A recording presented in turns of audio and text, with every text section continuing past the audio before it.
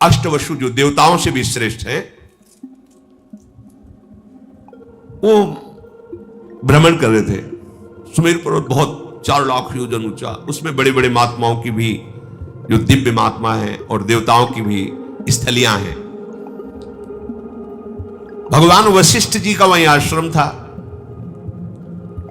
बड़े ही पवित्र पक्षी, मृग और सब ऋतुएं एक साथ उस आश्रम की शोभा बढ़ाती थी। यहां वर्षा ऋतु तो यहां ग्रीष्म ऋतु तो यहां शिशिर ऋतु, ऐसा उस वशिष्ठ जी महामहिम ज्ञानी महापुरुष 6 ऋतुएं आश्रम में शोभा बढ़ा रही थी। इतना विशालकाय आश्रम के अलग अलग ऋतुओं की शोभा अलग अलग उपवन में थी। किसी बगीचे में वर्षा ऋतु की शोभा हो रही, किसी में बसंत ऋतु की, ऐसे स्वादिष्ट फल मूल जल की पूर्ण सुविधा। और वशिष्ठ जी हर समय तपस्या परायण भगवदानंद में मगन रहते। वशिष्ठ जी के आश्रम में एक सुरभि रहती थी, उससे एक सुंदर गौ का प्रादुर्भाव हुआ जिसे नंदिनी गाय, चमत्कार पूर्ण नंदिनी जी थी। जो चाहो जो सोचो जैसी परिस्थिति वैसे ही वो प्रकट कर दे।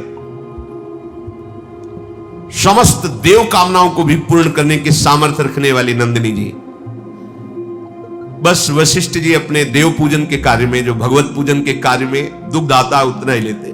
आश्रम में नंदिनी जी विराजमान थी। वो 8 वसु वहां से जब निकले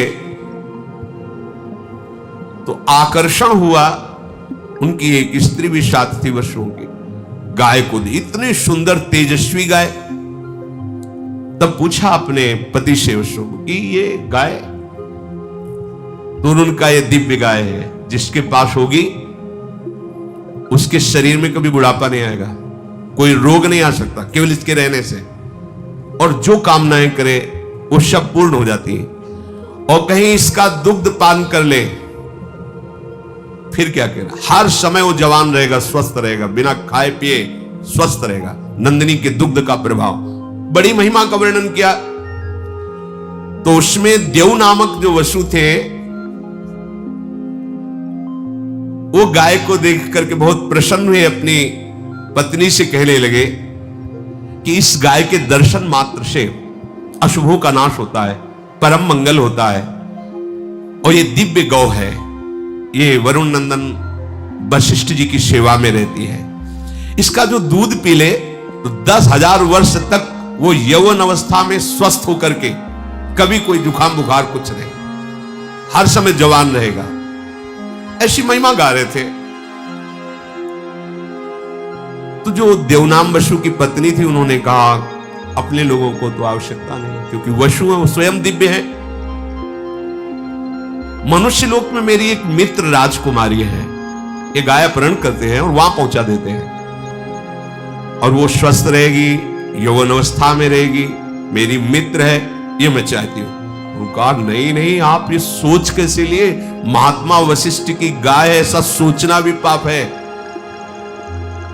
उनका देखो मुझे और कुछ नहीं चाहिए, यदि आप हमें चाहते हैं ना तो आप हमारी ये बात पूरी करें।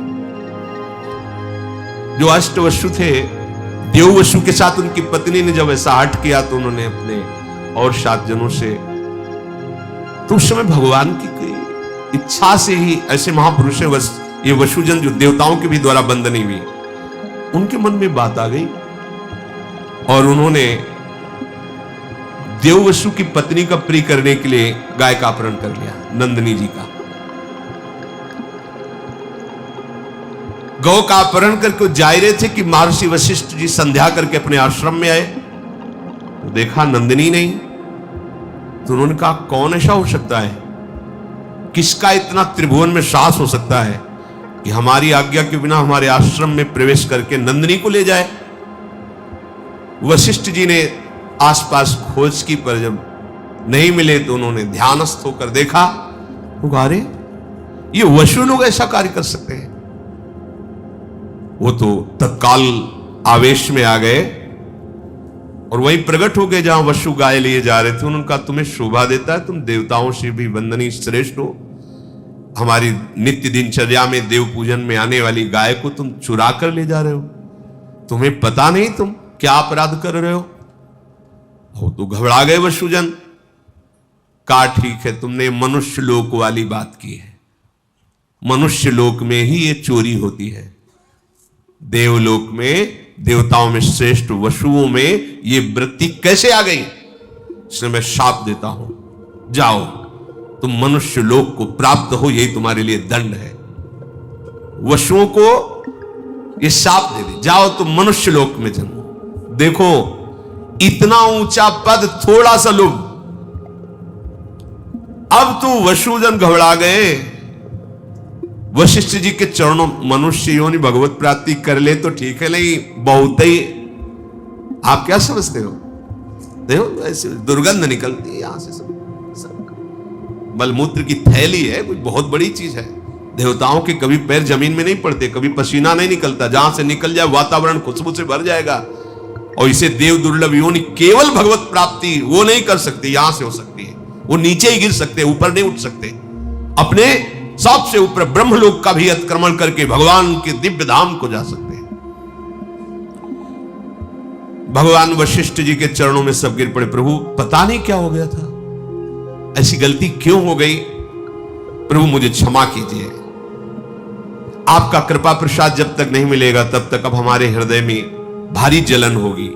आप समस्त धर्मज्ञों में ज्ञानियों में श्रेष्ठ हैं, क्षमा क्षमा ऐसा कह के चरणों में गिरे। अच्छा तो ठीक है, तुम मनुष्य योनि में जाओगे पर 1 वर्ष में ही मुक्त हो जाओगे। लेकिन जो 7 तो 1 वर्ष में मुक्त हो जाएंगे। तुम अपनी पत्नी को बहुत चाहते हो और उसकी आसक्ति वश इनको भी प्रेरित किया, ये तो 1 वर्ष में क्रमशः मुक्त हो जाएंगे, पर तुम्हें पूरे जीवन मृत्यु लोक में रहना पड़ेगा। दीर्घ काल तक तुम्हें मनुष्य योनि का दुख भोगना पड़ेगा। अगर भगवान का भजन नहीं तो ये दुख योनि, यहां दुख ही दुख है, देख लो ना। मैंने जो आवेश में आकर तुम लोगों को वचन बोले हैं, मेरे वचन कभी मिथ्या नहीं होते, ऐसा ही होगा। अब सबके हृदय बहुत ही व्याकुल हुए। तब देववसु ने कहा, प्रभु जिसके कारण मैं ऊपर से नीचे जा रहा हूं, मृत्यु लोक में जाऊं, पर वो कारण मुझे ना मिले। समझ गए होंगे, जिसके कारण अर्थात अब मेरा कभी जीवन में मृत्यु लोक में जाने पर ब्याह ना हो, मुझे संयोग प्राप्त ना हो। हाँ ये तथास्तु, ऐसा ही। अब विचार किया कि मेरी मां कौन बन सकता है, वसुओं को गर्भ में धारण कर सके ऐसी कौन साधारण स्त्री थोड़ी हो सकती, मेरा पिता कौन बन सकता है। तब विचार किया कि अगर मेरी मां बनने की सामर्थ्य है तो भगवती गंगा जी में है। तो अष्टवसुओं ने गंगा जी का स्तवन किया, ध्यान किया।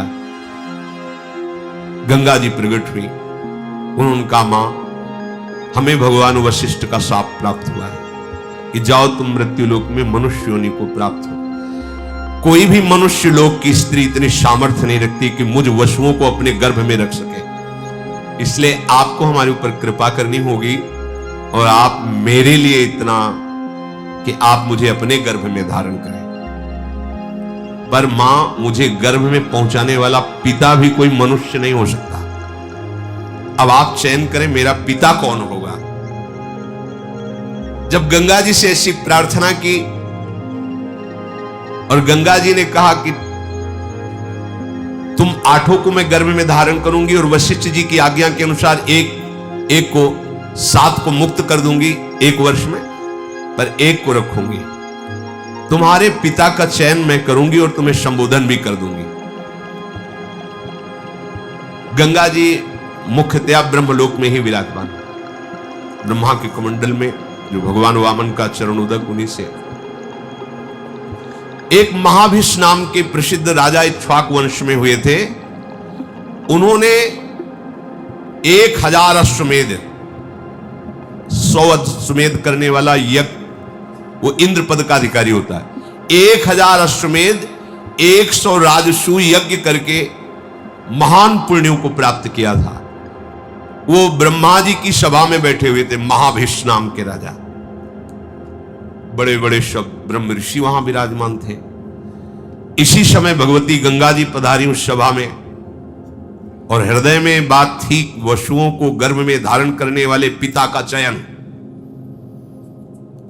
वायु भगवान को गंगा जी ने इशारा किया कि हमारी जो आंतरिक चिंतन वृत्ति उसके अनुसार व्यवस्था करो। तो वायुदेव ने गंगा जी का ऊपरी वस्त्र थोड़ा सा हटाया। जो हटाया तो ब्रह्मा जी समेत समस्त ब्रह्म ऋषियों ने सर झुका दिया। लेकिन महाविष देख ही रहे थे। गंगा जी अपार सौंदर्य, गौरांग वदन। ब्रह्मा जी ने दृष्टि डाली, समस्त देवता ब्रह्म ऋषि सब सर झुकाए हुए, लेकिन महाविष गंगा जी को देख रहे हैं और गंगा जी महाविष को देख रहे हैं। भगवान ब्रह्मा ने कहा तुम दोनों ने ब्रह्मलोक की मर्यादा का तोड़ दिया। ऐसा कैसे हो सकता है कि देवी गंगा पधार रही और तुम सर ऊंचा करके देख रहे हो? जाओ, मृत्यु लोक को प्राप्त हो, तुम यहां रहने के अधिकारी नहीं। और गंगा जी से कहा कि तुम्हारी दृष्टि इन पर क्यों गई, इसलिए तुम भी मृत्यु लोक में जाओ और इनका वर्ण करो। वो खोज ही रही थी कि इन वसुओं का पिता बनने का कौर। तो ब्रह्मलोक में विराजमान महान तपोनिधि पुण्यात्मा महाविष, जब ब्रह्मा जी ने गंगा जी को और महाविष को ऐसे वचन कहे जिनको शास्त्रीय भाषा में शाप कहा जाता है। राजा महाविष बड़े ही तपस्वी तेजस्वी थे। इनके पिता हुए प्रतीप, और ये पुत्र रूप में उनसे जन्मे जिनका नाम महाराज शांतनु पड़ा। ये बचपन से इतने सिद्ध महापुरुष थे कि जैसे कोई बूढ़ा जा रहा छू ले, वो तत्काल लकड़ी फेंक दिया, जवान हो गया। महान गंगा जी के पति बनेंगे। गंगा जी जिनको भगवान महादेव जी माथे पे धारण किए हुए हैं। महानदी गंगा महाभिषेक को जब देखा ब्रह्मलोक से गिर रहे, बीच में रोककर कहा निराश मत होइए, जहां आप विराजमान थे उससे ऊंचे पहुंचाने का यह विधान बना है। तुम्हें भगवत प्राप्ति होगी। तुम्हारे पुत्र रूप में कोई और नहीं आ रहे, स्वयं वसु आ रहे हैं, अष्ट वसु। भावना से पर तुम मृत्यु लोक में जाते ही हमारी ये बात भूल जाओगे। तुम धैर्य पूर्वक जाओ, निराश मत हो। ये जो कुछ हुआ है सब मेरे विधान से हुआ है, क्योंकि अष्ट वसु ने गंगा जी से प्रार्थना की थी।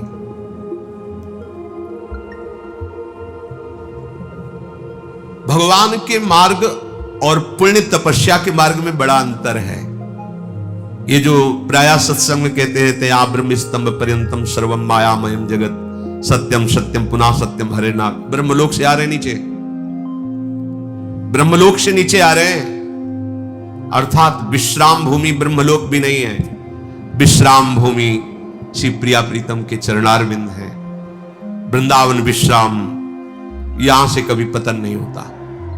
कैसी भी गलती हो जाए, हमारी लाडली जो सरकार को कभी गुस्सा नहीं आता। जैसे ब्रह्मा जी को आ गया ना, चलो जाओ हटो ब्रह्मलोक से। ने कहूं न रिस कहूं, भूली हूं न होत सकी, रहत प्रसन्न सदा।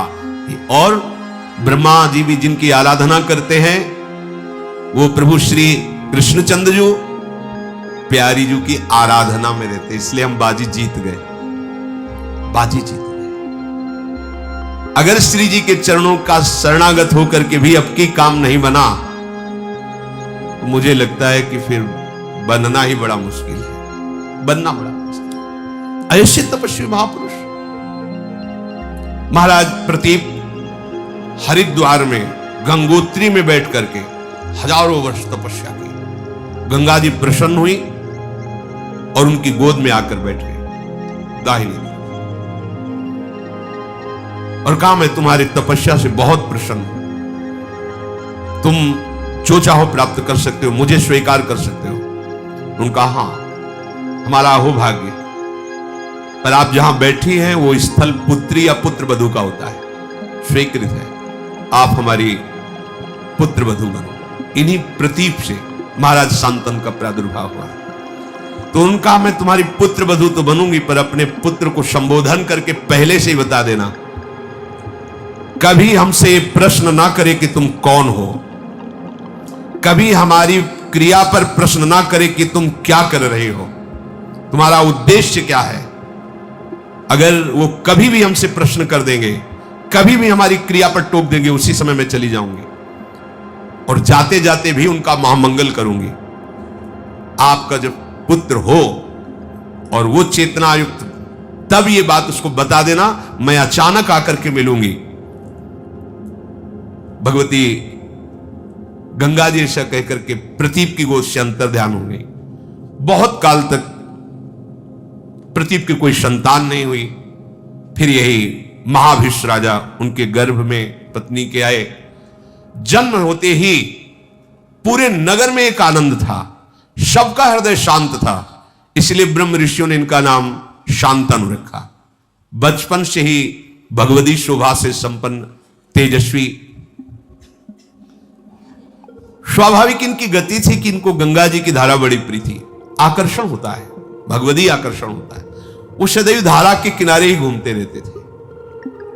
जब इनकी यौवन अवस्था में वृद्धि हुई, शरीर हुआ, तो अचानक से पीछे से नूपुरों की ध्वनि सुनाई दी। मुड़ करके देखा, इतना तेज, इतनी सुंदरता, देखने से मूर्तिमान पवित्रता, गंगा जी मूर्तिमान पवित्रता। महाराज शांतनु तो जैसे कोई खिंचा हुआ वशीकरण से चलावे, ऐसे समीप आए। पिता की बात याद आई कि पिता ने कहा था, कभी तुम्हें कोई एक सुंदरी मिलेगी, तुम्हें ये प्रश्न नहीं करना कि तुम कौन हो, और तुम्हें ये कभी नहीं कर तुम ये क्या कर रहे हो। दो बातें उन्होंने कहा कि यदि तुम वही सुंदरी हो जिसे पिता ने संबोधन किया था, मैं नहीं पूछना चाहता तुम कौन हो, और मैं कभी नहीं रोकूंगा कि तुम क्या कर रहे हो, पर यदि वही हो और मुझे स्वीकार करने के लिए आई हो तो मैं तुम्हें स्वीकार करता हूं। बस इतनी बात है। बिना कोई प्रश्न उत्तर के भगवती गंगा उनके साथ हस्तिनापुर के चक्रवर्ती सम्राट पद पर महाराज शांतनु विराजमान, और जिनके महल में स्वयं गंगा जी पहुंच रही, वहां की पवित्रता क्या। ये हम चरित्र इसलिए प्रारंभ कर रहे कि भगवान कह रहे मैं सब में समरूप से विराजमान हूं, ना मेरा कोई द्वेष का पात्र, ना मेरा कोई प्रिय है, पर जो मुझे बचता है मैं उनका पक्षपात लेता हूं। तो भक्तों का पक्षपाती भगवान का जो स्वरूप है, इन महापुरुषों के चरित्र से सुनने को मिलेगा।